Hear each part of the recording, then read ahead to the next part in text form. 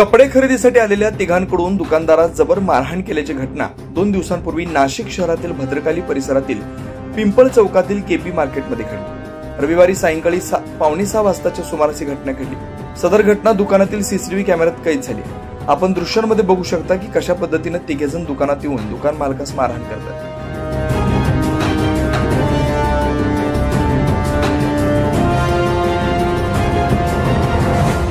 कपडे खरेदी करून झाल्यानंतर दुकानदाराने बिल मागितल्याने त्या शिवीगाळ करत मैं हर हफ्ते आऊंगा और कपड़े लेकर जाऊंगा, पोलीस तक्रार की तो तुझे यही खत्म कर दूंगा अशी धमकी देत मारहाण केली असल्याचं समोर आलंय।